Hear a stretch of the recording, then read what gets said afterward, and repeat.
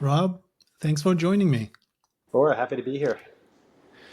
I want to learn about Kindred Motorworks, but I was reading up on what was happening before. I was just checking your LinkedIn and found out about a target acquisition for your previous company, Grand Junction. And I was reading the article exactly. I tried to find a logical connection. Um, I guess you guys were working with enabling local delivery, in-store purchases being delivered to people's houses. Some pilots were happening in New York, and then it sounds like Target was super happy with what was going on, and an acquisition happened, and you were there for some time, and then Kindred Motorworks happened. So, like, I kind of want to hear all about that, how that connection happened. Yeah, I'm just really lucky to have stumbled into a career that all added up to the spot where I could start Kindred, frankly, right? So because I was an environmental engineer kind of undergrad, right? So that was kind of the beginning of some sustainability, I guess. But even before that, I was a car guy. I learned how to work on cars in my driveway with my dad. In our house, when something broke, you fixed it. So I learned a lot about how to work on cars. And then I started my first company was a supply chain company. So I learned all about supply chain. That was called Encenda. It was a big venture-backed company, and I sold that in 2014. And then the same team came with me to start Grand Junction, which is the company you mentioned. And Encenda, you sold it in 2014. When was the start date? that took 9 years. It was nine That years. 9 years. Nine You years. cut it by a third because this other one took 3 years, it looks like. I was looking at that. That's right. You Amazing. learn what matters and what doesn't, frankly, right? So you spend a lot less time on things that don't matter and a lot more time on things that really do matter. And then there was some luck involved too, no doubt about it, for Grand Junction. Grand Junction was a software that we built to enable shippers to do same day delivery. And so we sold our software to a bunch of retailers, Home Depot and a bunch of others, and Target was one of them. And frankly, Target was getting their ass kicked by Amazon on same day delivery. And they just really needed a solution to be able to offer a consistent, high quality, same day delivery experience to their customers. That's why they bought our software system. I It gotta kept, pause you in it, there. There's one thing that you mentioned. I'm gonna forget about it later, but they were getting their ass kicked by Amazon. So, you know, people try to sell software to people, but if you solve their most important problem, there's an additional urgency that's attached to it, right? that's exactly right. I never imagined that my software company would sell to a retailer. But the reality was that my software, it solved the problem that was most serious to them at the time. And I only was able to build that software at Grand Junction because of my experience at Encenda, which was in the Yeah. supply chain, right? So again, I mentioned I feel very lucky because it all added up to that experience where Target said I can't live without this, and they asked to buy the company and kept increasing the price until they got to the spot where we just couldn't say no, right? And then it led me into a couple of years working for Target, which is a terrific retail environment, right? And in the background, I still had that same team of people I was working with. I still had my passion for cars, and started looking at what I want to do next. And I knew that this business model for Kindred was a really unique timing, and we had all the right skill sets to do it. We had supply chain, we had technology, we had retail, automotive passion for sure. EV was just arriving, electric vehicles was just arriving in the space, and I had access to capital because of my previous successes. So you add that all up, it was a super unique time to start the company, and that's why I feel so fortunate to be at the right time with all the right skill sets. Yeah. How do you describe Kindred Motorworks? Because when I was looking at the website, my first impression was different than what I know now after reading up a little bit more about it. My first impression was, is this like a modeling service? Is this like a garage with a great website? But then you kind of learn a little bit more about, well, this is like a tech startup and there's EV in it. So very interesting, very unique. I'd love to hear you describe it. Yeah, we're building a new car company that modernizes vintage cars. and that's really hard to do. So we're able to, build our own technology to manage the entire process to make sure that the quality is really high, and we're able to replicate it over and over and over again. And that's what's been missing from the industry. These old cars are kind of restored and converted to electric by a bunch of mom and pop shops that don't have access to supply chain systems. They don't have the ability to build software. They don't have access to capital to build the production facility that I built. Hmm. And Is that what's in the background, the production facility? yeah, it's a beautiful building here on Mare Island. It's a Navy Is it base in like a San Francisco warehouse, Bay. super high ceilings? Yeah, 40-foot ceilings. It's Wow. built for the war effort in 1941. It's a very inspiring and historic building on an island that's been abandoned for 30 years. But they're restoring the island, and we restored the building, and now we're restoring cars in the building, right? So it's a really good fit for the brand and the revitalization story of what we do. Um, Hmm. and for Kindred, we have all of our customers come visit us to drive our cars, but also to work on them for the day. We invite all our customers to come and work on their cars, right? So the facility experience here is a big part of the brand and a big part of what Kindred is. Hmm. I still want to go back a little bit to the exact transition area. Now, 2 years into being at Target, um, incredible supply chain experience now with two past startups. Check. EV revolution is happening. Check. I really love vintage cars. Check. How does this? How did you get those three realities into the next startup needs to be this because there will be a need for something like this, and we'll be able to raise money. It's really personal experience. I've been restoring cars in the garage where my wife and kids go to bed for years instead of watching TV, right? And in the midst of that, I realized how complex it was, right? There's a lot of different vendors, the engine guy, the paint guy, and the upholstery guy, and all the parts ordering turns into a blizzard, and it can be expensive if you make a bunch of mistakes. And then when you're done, you kind of wish you had a do-over, right? And I realized, like, if you applied technology to this and did it the exact same way, figure out the perfect way to do it, and then do it the same way every time, you end up with a much higher quality car, fully modernized, and you're not worrying about, is it going to start? Is it going to stop? Is it going to smell like gas? You just get to enjoy it, right? And that's what I was really after, was actually enjoying driving the car.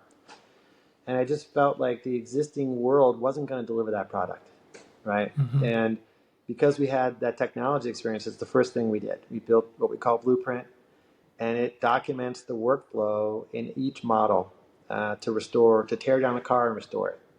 So for our Bronco, it's 5,000 steps to tear down the Bronco and build it back up the exact That's same time. crazy. Yeah, it's 5,000 steps. 1,070 parts. So now we know the torque on every bolt, the order in which you do everything, what not to do. We have images of how to do it, right? So we took all the knowledge out of the head and put it into Right. the system so we can do it over and over again. And that Right. makes it so high quality that it feels like a new car. And yeah, Yeah. Well, the 5,000 steps in the blueprint makes me wonder if this could be the beginning of like a franchise model operation handbook or something.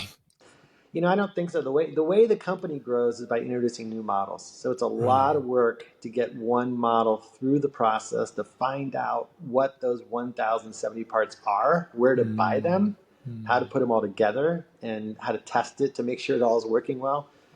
And then a bunch of R&D on the EV systems themselves, like the each battery packs and the control systems and cooling systems and charging systems are all. We have a dozen engineers. All they do is design that Mm-hmm. platform that we get to use across all of our cars, right? So instead of it being, me selling software again, this is software for us that unleashes the ability for us to scale this company in a really interesting way. Sure. Yeah. Well, I saw you guys raised some good rounds. I saw the name, interesting name in there, Robert Downey Jr. How did he come on board? He heard about us, and for him, he's a big car guy. So he has a big car collection, loves cars, but for him, sustainability was the driver and he wanted to convert his cars to electric. So he started doing that and found out how What was hard it his was. car that he wanted to convert? He had four that he had converted. One was a Bronco, one was a bus, one was his mom's car growing up. Um, so he had embarked on a project to do that himself. In fact, he had a TV show based on that.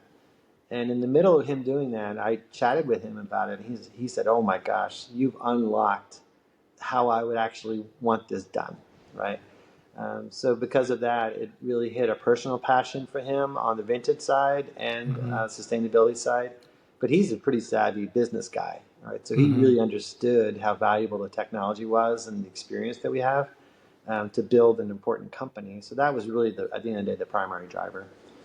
Right. So I was wondering. I mean, it seems like I don't know how niche it is, but since I mean I'm not in this world, so I'm learning about it. Um, I kind of thought about it, like how big is this market for this to be VC based? But then the prices on the cars are crazy high. So and I was looking at the lineup, the Volkswagen Bus, the Bronco, the two different kinds, and the Chevy 3100. How did you land on those models? Well, we wanted to launch with a diverse set of cars, right? So a pickup truck is really different than the Bronco, which is really different than the bus. And just to prove that our systems could work across these various models, right? And in the car world, there's kind of communities around individual cars, right? So we wanted to Mm-hmm. make sure that we were appealing to a broader group. And for us, we introduce new models every year, right? Additional models, right? So once we launch a model, we'll forever build that model. But the way the company grows dramatically is by introducing new models. So this fall, we'll announce another new model. It's a Is very it a secret? Can you it's a share? secret, yep, Oh, yep. nice. But it's around a car that has a lot of community around it and a lot of passion around it. So we'll launch two new models every year, and that's one of the things that kind of unleashes a lot of growth for us because we have that R&D team constantly designing cars and identifying the supply chain and doing the testing. We can launch new vehicles pretty quickly. And Bora, this is one of the most powerful things about the business is someone like Rivian, it takes a couple $1 billion to open up a new factory, and robots and their paint shop cost $300 million, right? Mm-hmm. Because most of their cars are built by robots, right? So huge capital costs, and they have to design every part from scratch. For Kindred, we use mostly off-the-shelf parts, aftermarket parts. So we don't have that R&D burden for every part in the car like they do.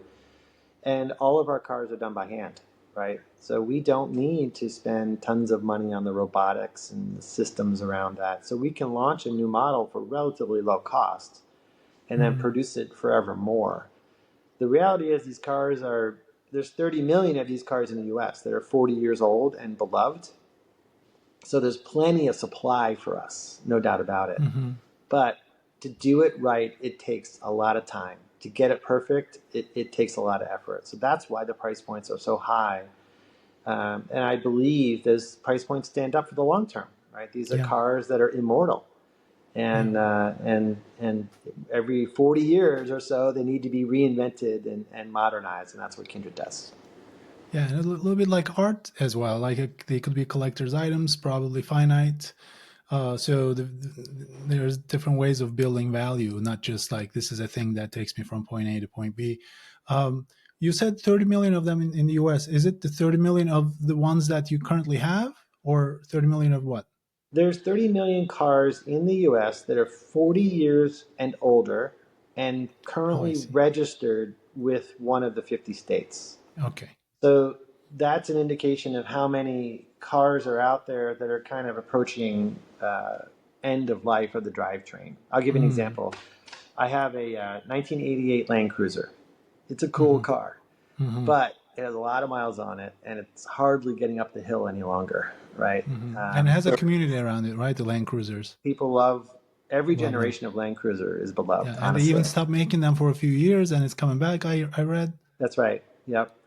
So for that car, it's time to reinvent that car, right? It's immortal in my view. And when we look at reinventing it, ultimately Kindred will do that model and most likely it'll be an EV, right? Because there's plenty of room in that car to put batteries in there. It'll be lower maintenance. It'll be better performing. It'll be a more joyful experience than it is with a gasoline engine, frankly. Hmm. Hmm.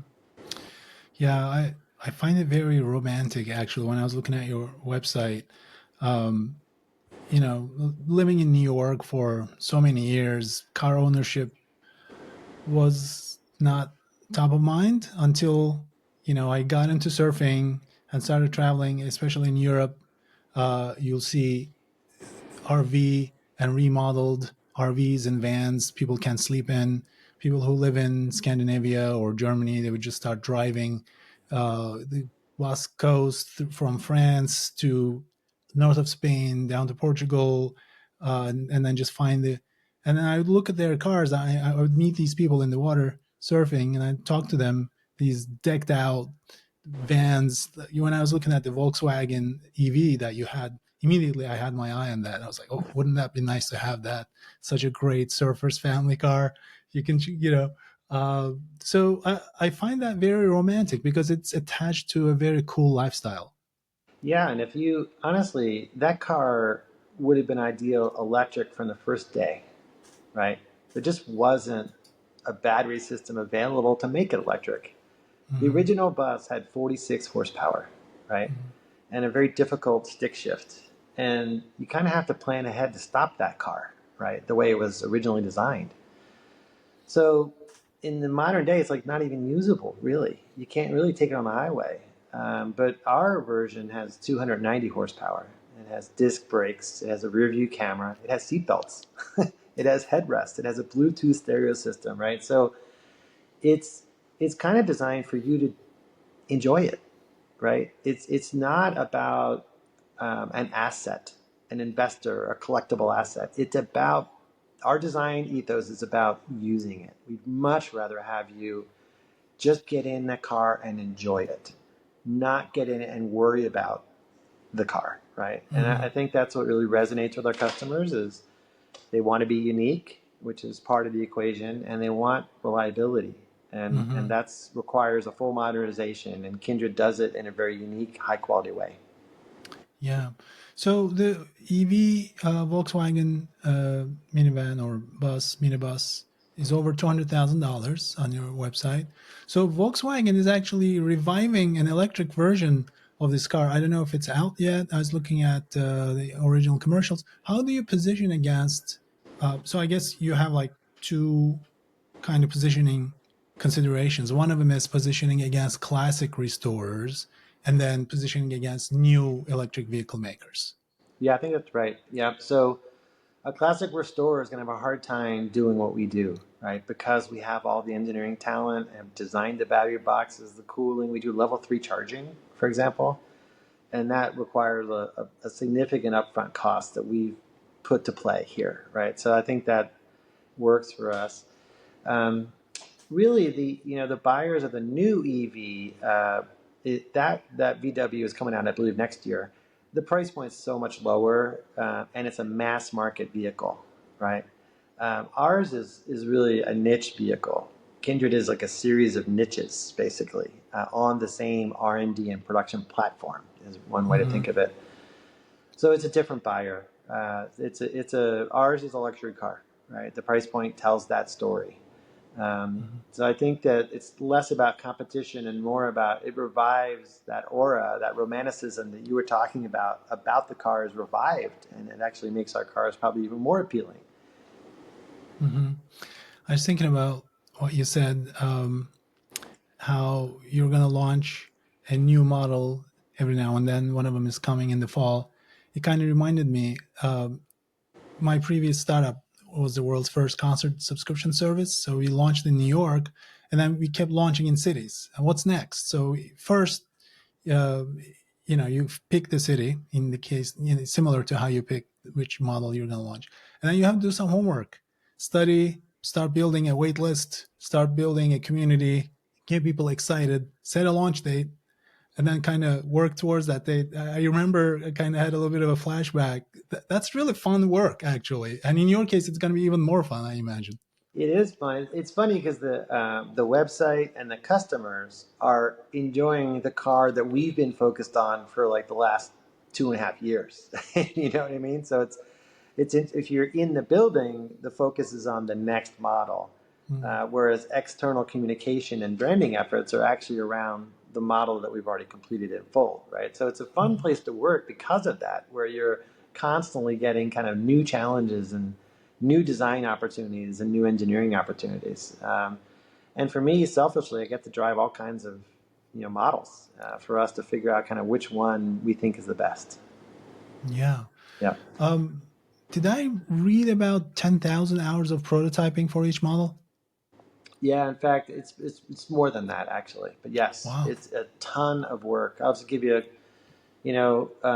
first thing we need to do is design the car, right? So choose the model years, the span of years. For the Bronco, it's 66 to 77. We can buy any Bronco in that era, tear it down, and then it comes out a Kindred Bronco because we've curated all of the parts for that car, right? So there's a lot Hmm. of work kind of choosing the stance of the car, the colors, what kind of bumpers do you want, things like that. There's a lot of decision points that is really kind of a Kindred ethos on the design side.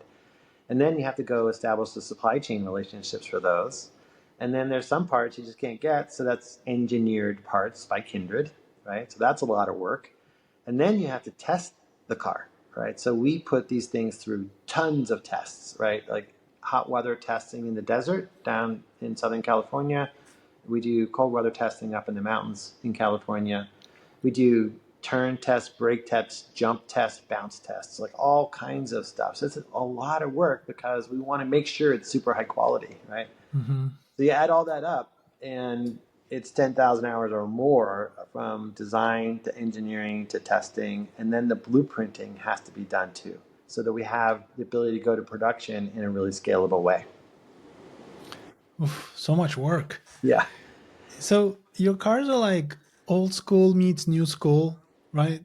Do you think about that while working that into your brand story and just like targeting audiences? You know, people who are interested in sustainability in electric vehicles versus people who are into just old cars no matter what. Do you try to kind of combine these feelings together or try to keep it separate? We try to combine them.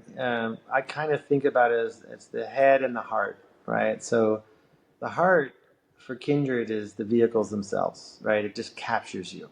I want one. And that happens when you're on the internet and you're looking at Bring a Trailer or Craigslist or something like that. You find a car, I'm going to buy that car. And then you go to bed in the morning, your head says, no way. I don't know anything about the car. I don't know where to get it serviced. I don't know if it's safe. I don't know if the brakes are any good. Kindred, we need to answer those questions, right? So the heart is captured by the vehicles, the imaging, the test drive. The heart is, do I believe Kindred is producing a car that I can trust, that is high quality, that will perform like a modern car? So we find that in the brand, we kind of need to deliver both messages. And the good part of that is the cars themselves, the images, deliver the heart straight up. And then the content on the website and some of the messaging you see is a little more about the head around why can you believe Kindred is the partner you want to work with around this, right? And it has to do with more of the boring stuff, which is all the engineering that we do, all the advantage we have on the supply chain side of the house, how we invite you into the building to actually work on your car. So there's a definite element of, like, just like you said, combining that nostalgia with the modernization is almost like the heart and the head. And we think about both when we're going and doing our branding efforts. Hmm.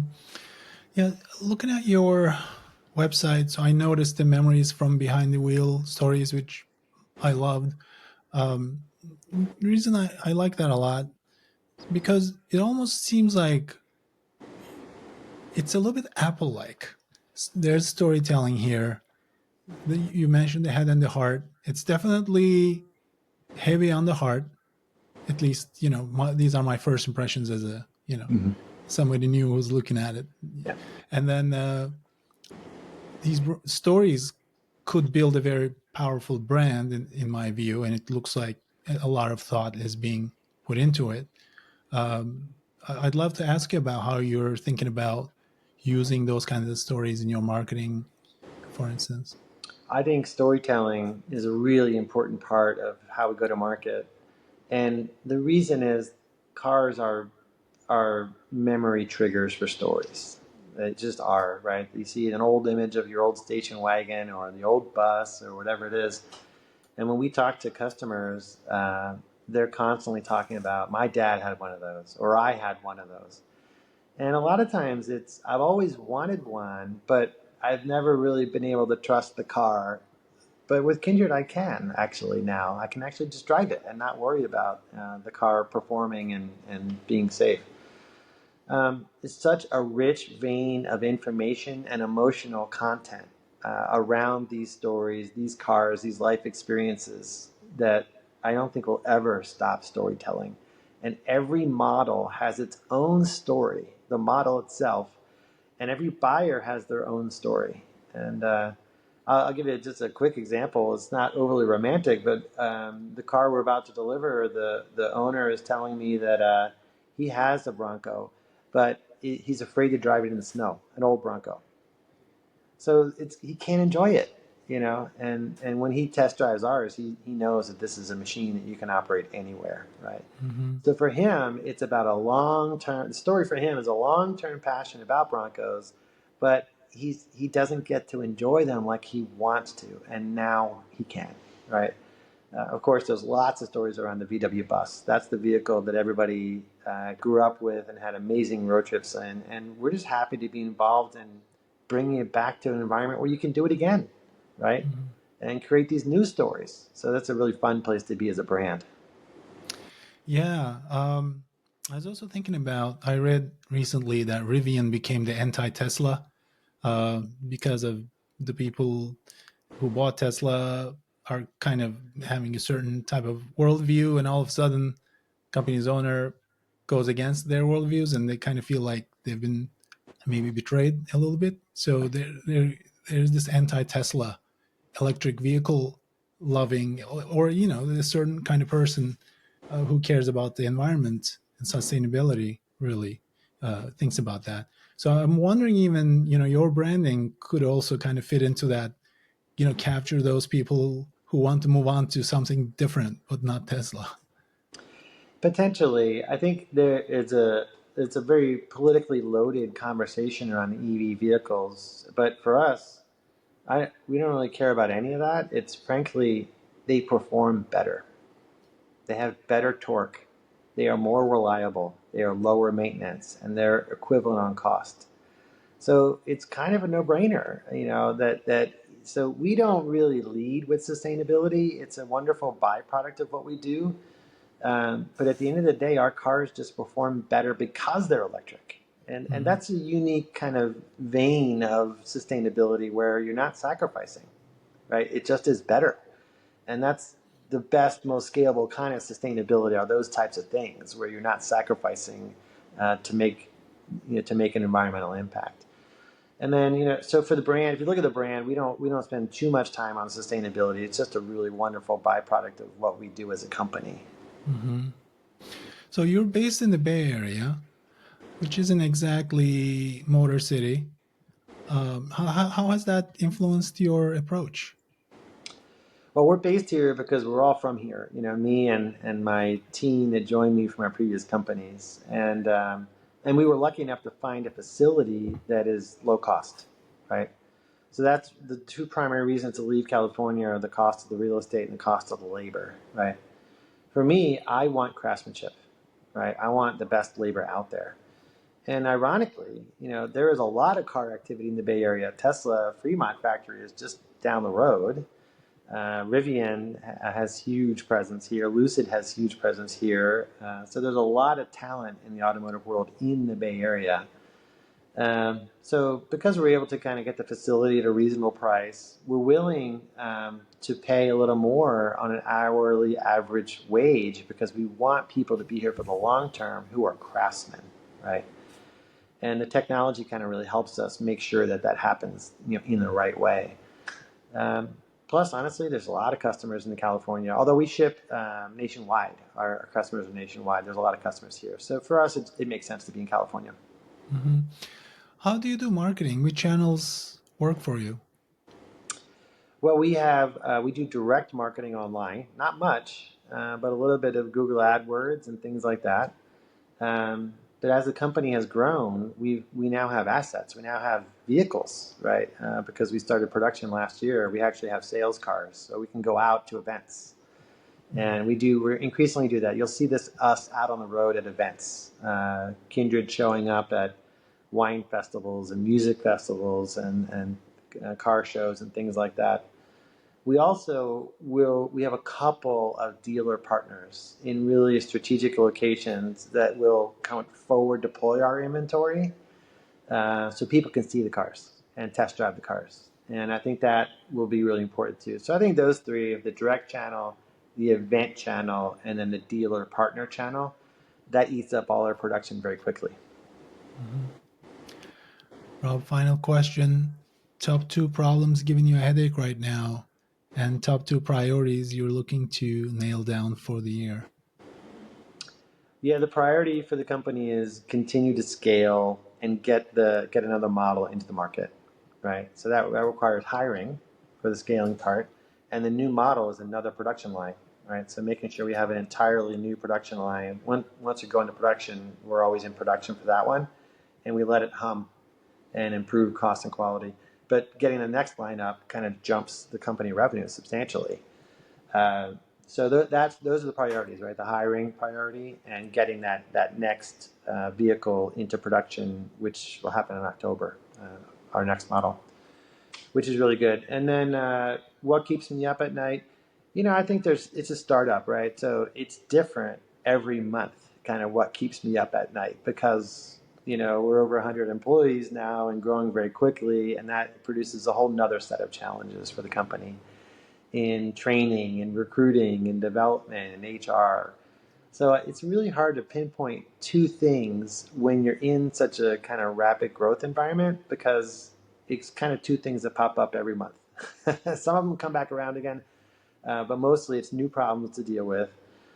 And that requires a lot of resiliency as a company and as a person. But we're up for that. And I think it's an important trait in a business. Um, I'm not sure that answers your question. It does. Rob, thank you for sharing your journey with me. Thank you, Boris. It's been a pleasure.